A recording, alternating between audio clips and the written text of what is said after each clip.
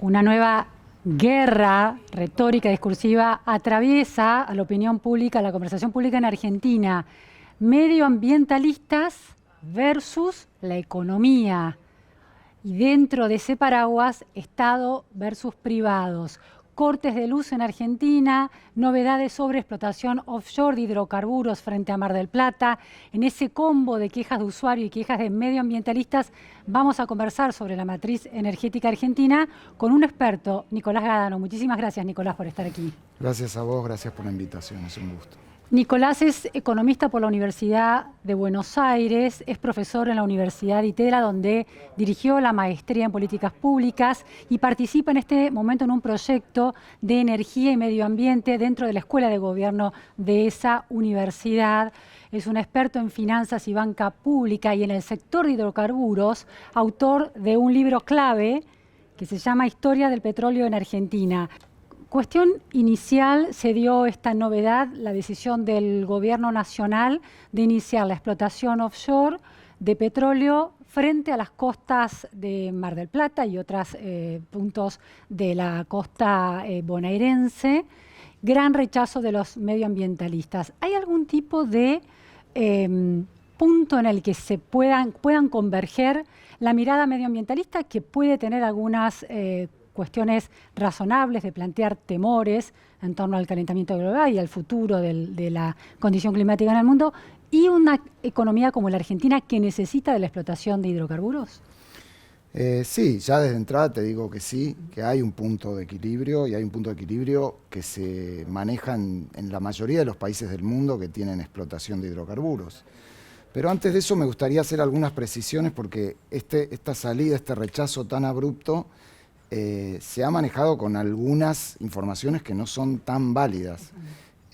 Lo que tenemos acá, lo que autorizó el Ministerio de Medio Ambiente de la Nación es trabajos exploratorios en el marco de un permiso de exploración que ya había sido otorgado, de hecho fue otorgado en el gobierno anterior, para exploración, que es una etapa muy previa a la explotación, porque todavía nadie sabe si hay hidrocarburos para explotarse, en la plataforma marina, en el mar argentino, offshore profundo, muy lejos de Mar del Plata, muy lejos de la costa. Por eso es jurisdicción nacional, de hecho. Si estuviera al lado de la costa, si fueran plataformas que se pueden mirar desde la playa, como escuché decir, sería jurisdicción provincial, porque eso dice la Constitución.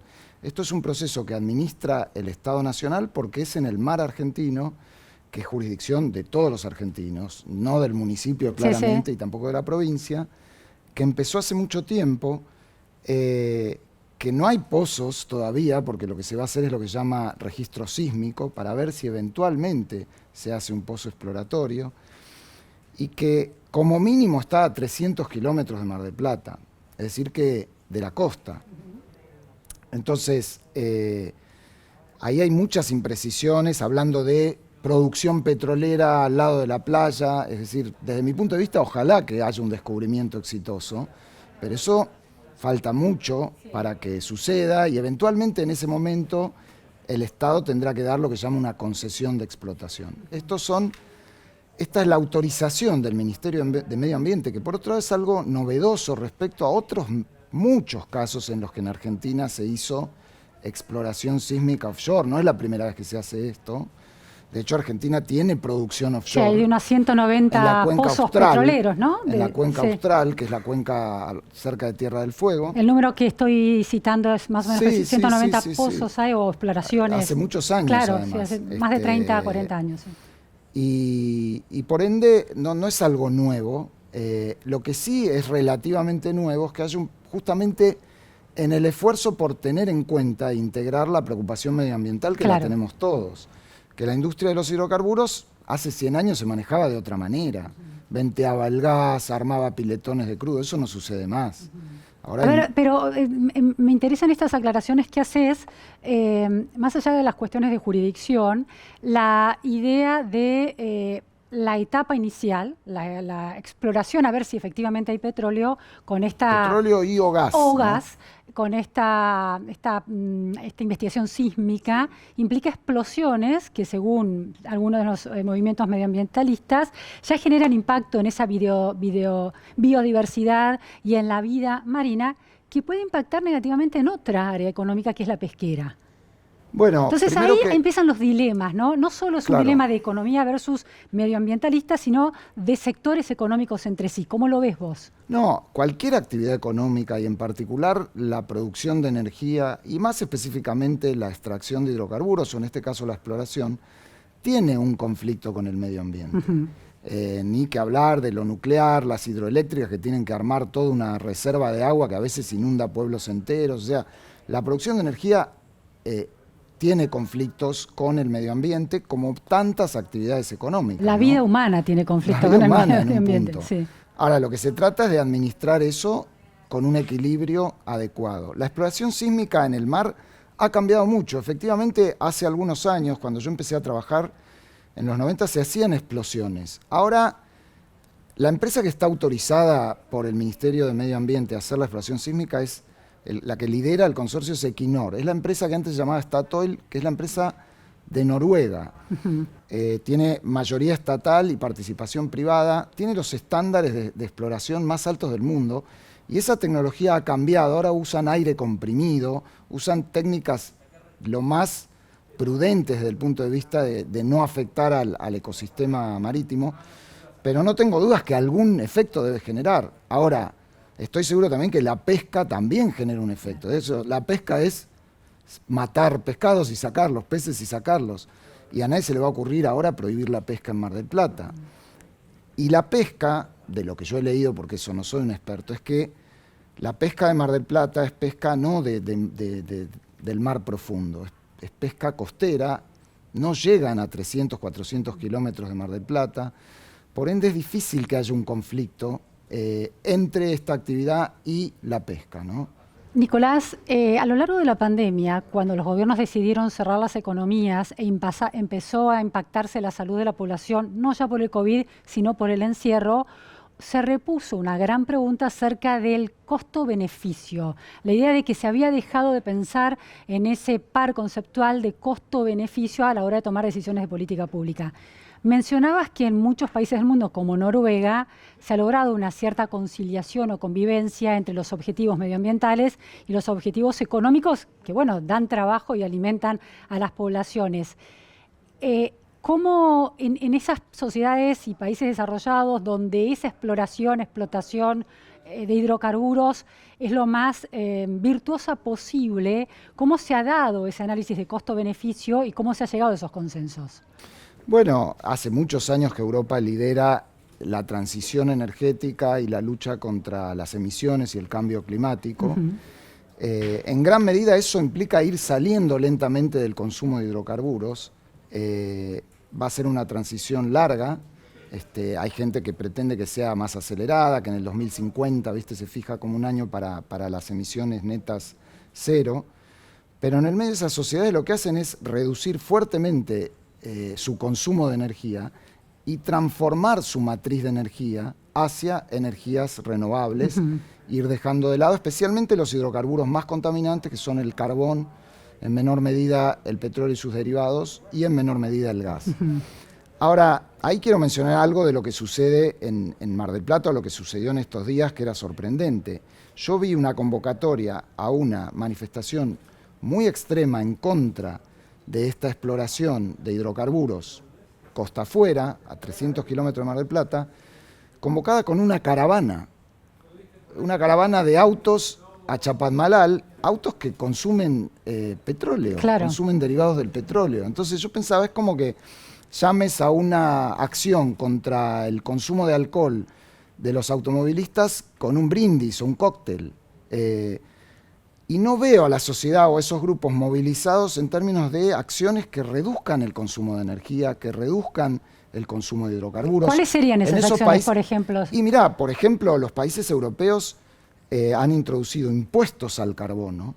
Es decir, que el que quiere consumir derivados del petróleo o incluso gas natural, tiene que pagar impuestos que le encarecen porque los impuestos en economía es lo que se llama internalizar un costo, una externalidad. Bueno, vos querés seguir consumiendo esto que además genera un costo a toda la población. Un incentivo para no hacer algo, de alguna manera. Sí. Y además con esos recursos que recibe el Estado puede generar un montón de acciones que son costosas, que es no sé, el recambio de artefactos en los hogares, en las empresas. Entonces, esos son políticas activas para la transición energética. Nicolás, muchas veces quienes están en una actitud militante medioambiental simplificada, porque vos bien señalás esa contradicción entre una caravana de autos que usa un derivado de petróleo y la resistencia a la explotación petrolera, adhieren también a las tarifas planas subsidiadas por una cuestión de expansión de derechos que protejan a los sectores más vulnerables. ¿Hay alguna relación entre el aumento del consumo de energía que tenga que ver con ser menos cuidadoso en términos medioambientales cuando las tarifas o de la nafta o de la energía eléctrica están subsidiadas por el Estado? Y sí, es una gran contradicción. O sea, de hecho en Mar del Plata, el invierno pasado, reclamó y finalmente se aprobó algo que se llamó la Ley de Zonas Frías, que fue una extensión de un gran subsidio al consumo de gas que se limitaba a la Patagonia y ahora se extendió a otras localidades, incluyendo Mar del Plata, la costa bonaerense, por una supuesta cuestión de que hace mucho frío. Sí, sí.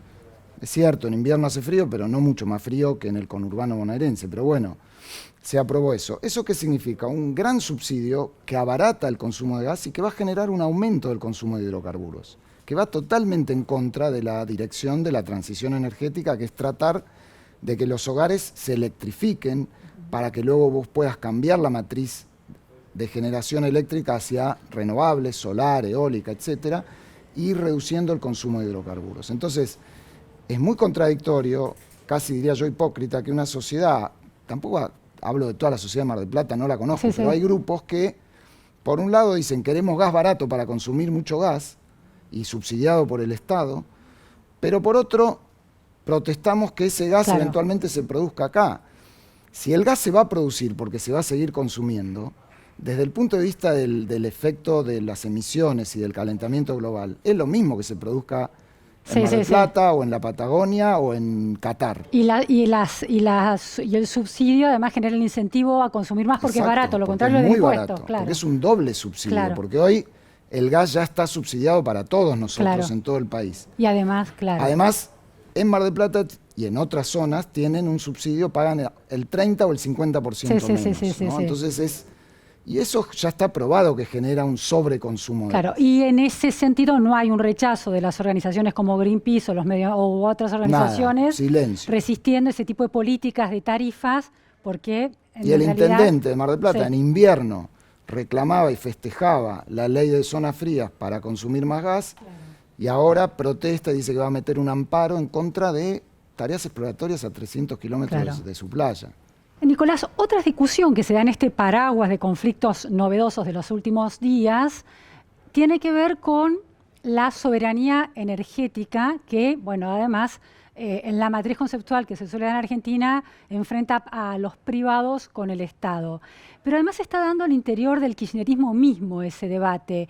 Hay un kirchnerismo más cercano, más extremo y cercano a los medioambientalistas que rechazan cierto tipo de explotaciones y de matrices productivas, el agro, la minería y el petróleo, pero hay otro sector mucho más elocuente ahora, llamativamente, no lo era hasta hace unos años en la Argentina, que está dando argumentos, por momentos muy sólidos, sobre la necesidad de expandir la matriz productiva de hidrocarburos, de minería y del agro en la Argentina como fuente central de ingreso de divisas. ¿Es el sector de hidrocarburo, con las expectativas de baja de demanda que hay para frenar el calentamiento global, donde la Argentina tendría que estar poniendo las fichas? No lo diría así, porque no es que haya que poner las fichas, pero fíjate que este proyecto de exploración, el Estado no está poniendo plata. Son actores privados que a riesgo están dispuestos a invertir en exploración y que seguramente consideran que hay una chance de encontrar hidrocarburos, producir y eventualmente compensar esa plata que van a gastar. Ahora, Yo pero creo que déjame darte sí. esta cifra. La OPEP calcula que llegado dentro de 30 años, llegado a 2050, se va a aplanar la demanda. Hoy son 100 millones de barriles diarios, llegado a 2050 van a ser 108 millones de barriles diarios, es decir que no va a haber crecido demasiado, va a haber un estancamiento y las proyecciones para el freno del calentamiento global indican que en ese plazo deberían, no como una proyección real, sino como un deber ser, bajarse la demanda en un 75%. Y Argentina en este momento se pone a pensar que en realidad, bueno, la matriz de hidrocarburos es la que nos puede salvar de la restricción externa de dólares. ¿No estamos llegando medio tarde a esa tabla de salvación? No es tan así. Argentina tiene que encarar como el mundo, con sus singularidades, su proceso de transición energética, que es lo que yo te mencionaba, vinculado al consumo de energía, a ir saliendo de los hidrocarburos, a ir yendo hacia una matriz de generación eléctrica más renovable, que se han hecho importantes avances en inversiones solar, eólicas y cosas que no teníamos. Bueno, hay que seguir en ese camino. Simultáneamente, reducir el consumo. Ahora, Argentina ya tiene recursos probados en Vaca Muerta, acá está explorando áreas nuevas offshore, y si esos hidrocarburos pueden ser producidos y pueden abastecer durante un tiempo a esa demanda mundial, que sí va a ser declinante, pero va a seguir, está bien que se haga así, no está mal. Ahora, si vos me decís, bueno, el Estado va a invertir no sé cuántos miles de millones de dólares para seguir explotando petróleo y gas por los próximos 100 años, bueno, ahí yo ya... Ese es un punto importante. Yo diría, y no, porque probablemente hagas una apuesta equivocada. Pero vos pensás que si una empresa privada de primer nivel mundial como Equinor está invirtiendo en exploración para un proyecto, es que evidentemente considera que va a tener mercado para ese eventual petróleo y gas en los próximos 30 años. Entonces, ¿por qué le vamos a decir que no? Si el Estado argentino no tiene que generar un costo grande, al contrario, y se asocia con los privados, es la oportunidad ideal para aprovechar las últimas décadas que quedan de una usar matriz esos global recursos orientada a los hidrocarburos. Y que esos recursos no te queden hundidos en la tierra. Claro. Porque de todos modos se va a consumir petróleo y gas en el mundo. Y el gas, de hecho, es muy importante porque hoy todavía gran parte de la mejora en términos de emisiones en el mundo se produce reemplazando carbón en la generación térmica por gas. O sea que el gas sigue siendo un combustible cuyo consumo y su expansión aporta positivamente a las emisiones. A la larga, o quizás en países mucho más avanzados en este proceso, se plantea de también reemplazar al gas por renovables. Claro. Pero va a haber una demanda de gas en el mundo y en Argentina durante varias décadas. Eso son varias décadas. La historia, varias décadas en la larga historia de un país es poco tiempo. Cuando hablas de energías renovables y esa transición, ese proceso de transición hacia las energías renovables, ¿cuánto en la matriz energética argentina, cuánto corresponde a energías renovables y cuánto debería crecer ese sector para ser un contribuyente de divisas importantes que contribuya al crecimiento de la economía argentina? Sí, de divisas es difícil todavía porque gran parte de la energía eólica, la energía solar, la usamos en el consumo de la red de electricidad interna. Hay ideas. ¿Es transable? Todavía. ¿Podría exportarse? Podría ser en términos regionales. Está toda la historia del hidrógeno verde, que se verá. Todavía eso es muy verde. Muy verde. Pero por lo pronto, nosotros todavía importamos líquidos para generación térmica en el invierno, con lo cual hay un efecto de sustitución también en términos de divisas. Ha habido un avance importante. Por momentos, digamos, la energía renovable explica el 15% de la generación de energía, pero bueno, hay que invertir más y ahí entramos a otro tema muy delicado que es las tarifas, ¿no? Porque hoy el costo, la demanda hogareña está pagando alrededor del 20% de lo que cuesta generar energía, entonces o lo paga el Estado, que tampoco tiene plata, o es muy difícil que esos proyectos sean rentables. Entonces, ¿cuánto sería la demanda hogareña? ¿Qué porcentaje sería razonable que cubra del costo?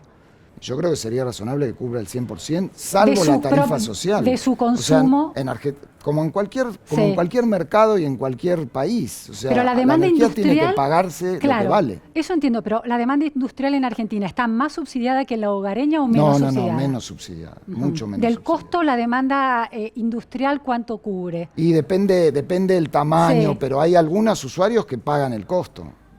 Grandes usuarios. Grandes empresas productivas, Grandes digamos. empresas productivas. Otras que están más subsidiadas, pero sin duda el problema de la brecha en términos del costo del abastecimiento y lo que se paga tanto en gas como en electricidad está en los consumidores residenciales. Generalizado, no importa sus ingresos, no importa su... entonces, eso es muy difícil porque en ese contexto tener condiciones para nuevas inversiones renovables, que muchas veces son más caras, bueno, ¿quién pone la plata? El Estado no tiene más, no puede poner esa plata. Y los tarifazos son muy impopulares, son muy costosos, son muy difíciles, por eso yo creo que es muy grave haber dejado nuevamente que las tarifas caigan en términos reales de la manera que cayeron en los 2 últimos años, ¿no? Ahora, hay quienes sostienen que enfocarse, que hablar de independencia energética basada en el gas o en el petróleo es delicado porque empezás a depender de precios internacionales muy volátiles. ¿Cuál es tu mirada economista sobre esto? No, yo creo que desde antes de la transición energética, Argentina necesitaba diversificar su matriz de energía y depender menos de los hidrocarburos. Tenemos una ventaja, que es que tenemos una matriz que, si la comparás con el mundo, tiene mucho más gas. Nosotros somos un país gasífero respecto del mundo. No petrolero, y no tenemos prácticamente carbón. Menos contaminante el gas. Menos contaminante. Ahora, que hay que diversificar esa matriz desde hace muchos años, pero en el medio hay que aprovechar los recursos que tengamos, tratar de desarrollar nuestros recursos petroleros y gasíferos. Los gasíferos básicamente para utilizarlos en la Argentina y en la región, que van a contribuir también a la transición energética de Argentina y de otros países como Chile, Brasil. Y el petróleo, en la medida que haya un mercado y se pueda vender y los inversores privados estén dispuestos a invertir, extraer en condiciones seguras y ambientalmente probadas, Argentina cobra regalías por eso, o sea que es una renta que puede servir para financiar justamente los costos de la transición, ¿no? Ahora, Nicolás, hay otro debate cruzado en todo esto que se conecta con los cortes de luz y los reclamos a las empresas proveedoras del servicio del abastecimiento eléctrico, distribuidoras, y el rol del Estado. ¿En qué medida son las políticas, como la política de tarifas, las políticas de la política kirchnerista, las que condicionan? Es decir, porque está claro que deberíamos explotar los recursos que tenemos, ¿no?, de la manera más medioambientalista posible. Pero hay algo que no está sucediendo, que están inexplotados, que están frenados, que la exportación de esos recursos no se está dando. Entonces, es una cuestión de las políticas regulatorias, las políticas regulatorias de la gestión kirchnerista y esa matriz conceptual del kirchnerismo la que está frenando el desarrollo de ese sector. Un análisis que se hacía en relación a los cortes de luz era que no era tanto la responsabilidad de las empresas, sino de empresas que no reciben ganancias por tarifas planchadas, es decir, por políticas del gobierno. ¿Cómo lo ves? Sí, mira, en primer lugar hay que hablar que, y no es solamente este gobierno, Argentina arrastra una inestabilidad macroeconómica letal para cualquier inversión en cualquier sector. Entonces, en una economía que tenés una brecha cambiaria del 100%, que tenés una inflación de más del 50%, etcétera, etcétera, la previsión para invertir más en un sector en donde por ahí necesitas plazos muy largos y hundir muchísimo capital. Y no solamente estoy pensando en hidrocarburos. Imagínate si haces inversiones en molinos eólicos, parques solares. Es muy intensivo en capital. Entonces, con una macroeconomía tan desordenada es muy complejo. Aparte, la política energética en particular agrava la situación, porque el retraso tarifario... Y ahí nunca vas a saber si es culpa de las empresas o del retraso tarifario, pero si fuera culpa de las empresas, la excusa del retraso tarifario es muy válida, porque te van a decir, mirá, acá hubo una inflación del 100% en 2 años y vos me tenés congelada la tarifa, ¿de dónde saco la plata para invertir?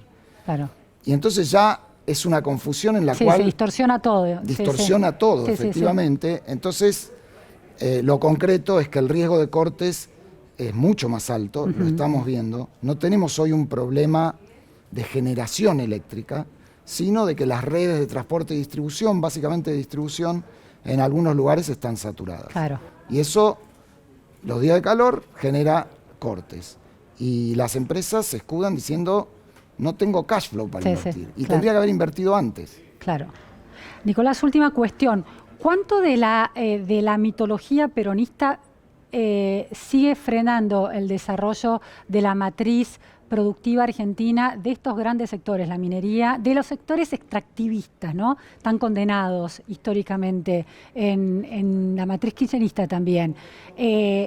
¿Cómo se vincula eso con los primeros desarrollos de YPF y del mundo del sector de hidrocarburos en los gobiernos peronistas? Mirá, es interesante y podría hablar, vos mencionaste que escribí un libro, el libro que escribí termina con el primer gobierno de Perón, termina en 1955. El peronismo es muy pragmático también, porque hay como un discurso peronista que pareciera ser nacionalista, estatista, defensor de... Pero la verdad, fíjate que el primer peronismo fue el que intentó hacer contratos con la Standard Oil de California para explotar el petróleo con capitales extranjeros. Claro. Y ni que hablar lo que fueron los años 90 de Menem, en donde hubo una transformación privatizadora, desreguladora de la industria energética, no solo de los hidrocarburos, YPF, la privatización del gas, la privatización del sector eléctrico, muy exitosa en términos del crecimiento de esos sectores, y eso lo hizo el peronismo. Entonces el peronismo un poco a veces tiene unas ideas, a veces tiene otras, conviven ideologías muy distintas, y respecto a lo que vos mencionabas hace un rato, evidentemente hoy hay muchos sectores que en otros contextos de oposición se hubieran rechazado todas estas iniciativas. Sectores del kirchnerismo, decís. Sectores del gobierno, pero que hoy están en el gobierno y se dan cuenta que la economía argentina necesita crecer, necesita inversión, necesita exportar, y por ende tener un criterio totalmente extremo de oponerse a la minería, de oponerse al petróleo, de oponerse al salmón, de oponerse a todo, va a limitar a la economía argentina. También oponerse a la fintech, qué sé yo, oponerse a todo. Bueno, ¿de dónde va a salir la producción, la inversión privada, el empleo privado de calidad? Entonces me parece que, afortunadamente, hay un montón de gente dentro del gobierno que tiene una posición más equilibrada. Revisa un poco las posiciones y busca un criterio más equilibrado. Me surge una cuestión, fuiste gerente general del Banco Central en la gestión de Cambiemos y hablas ahora de la fintech.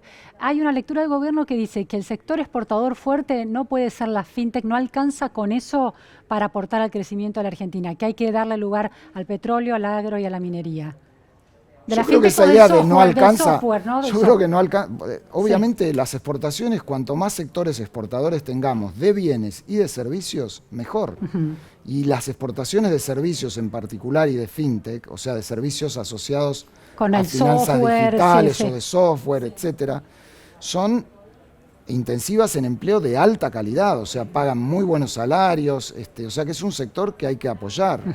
Yo creo que ahí a veces lo que hay es un problema de intereses. Por ejemplo, el sindicato bancario es un aliado del gobierno y hace todo lo posible por ponerle palos en la rueda a la fintech, porque es una competencia de los bancos tradicionales y porque esos empleados no están adheridos a la asociación bancaria. Pero por esa minucia no podemos ponerle palos en la rueda o desconfiar de compañías y de sectores que sorprendentemente, aún en una economía argentina tan inestable, tenemos un pool de compañías, algunas de ellas muy grandes, de avance regional, vinculadas a lo digital, a la fintech, y entonces, bueno, hay que apoyarlo. Y en términos de futuro, si el hidrocarburo tiene un deadline, que se dará en unas décadas, pero el otro pareciera que tiene las puertas abiertas del futuro. Y ojalá que la industria de los hidrocarburos en Argentina y en el mundo se tiene que reconvertir. Claro. Hay que ayudarla a eso, no a prohibirla, ¿no? Perfecto. Muchísimas gracias, Nicolás Gadano, por esta intervención en un debate central para la economía y para la vida argentina. Gracias. Gracias. Esto fue La Repregunta. Gracias.